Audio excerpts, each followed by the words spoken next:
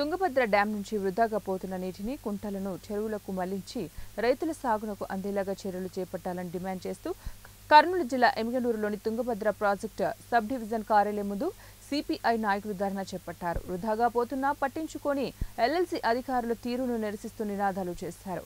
అనంతరం సిపిఐ పట్టణ కార్యదర్శి రంగన్న మాట్లాడుతూ తుంగభద్ర డ్యాం 19వ నంబర్ గేటు కొట్టుకొని పోవడంతో డ్యాం నుండి నీరు వృధాగా సముద్రం పాలవుతోందని, దీన్ని వాళ్లు రానున్న రోజుల్లో రాయలసీమ ప్రాంతం మరింత కరువు ప్రాంతంగా మారబోతోందన్నారు.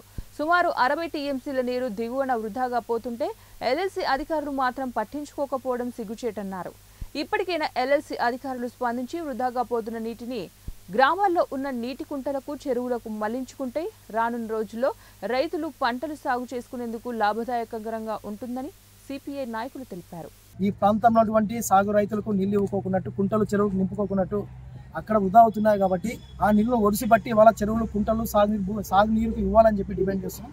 ప్రధానంగా మనం ఆలోచనలు అయితే ఇవాళ తుంగభద్ర దాదాపు 105.778 టీఎంసీలు క్యాపబిలిటీ వంటి తుంగభద్ర ప్రాజెక్టులో కేవలం ఇవాళ ఆ గేటు నిర్మాణం చేయడానికి 65 టీఎంసీల నీరు బయటకు వదలాలి, మిగతా 37 టీఎంసీలు అందులో మాత్రమే ఉంటాయని చెప్పి ఇవాళ పెద్ద ఎత్తున న్యూస్ ఛానల్ ద్వారా వింటున్నాం. ఒకటే విజ్ఞప్తి చేస్తున్నాం, గతంలో కావేరీ జల ప్రాంతం సంబంధించి తమిళనాడు కానీ అదేవిధంగా కర్ణాటకల మధ్యన ఒక టీఎంసీకి సంబంధించిన నీరు కోసం కొన్ని రాష్ట్రాల మధ్య పెద్ద ఎత్తున పోరు నడిచింది, కొన్ని ప్రాణాలు కూడా పోవడం జరిగింది.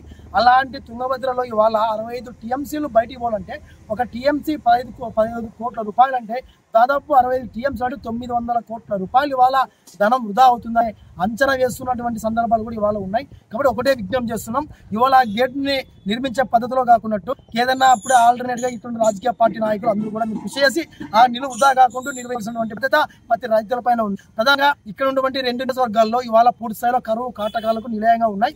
ఈ ప్రాంతంలో సాగునీరు లేకపోతే రైతులు ఆత్మహత్యలు చేసుకుంటారు. ఇతర ప్రాంతాలకు వలసలు వెళుతున్నా ఇక్కడ ఉన్నటువంటి ప్రజాప్రతినిధులు మీరు ప్రత్యేక చొరవ తీసుకుని అక్కడ పొంగి పొర్లుతున్నటువంటి ఆ నీరు వృధా పోతున్న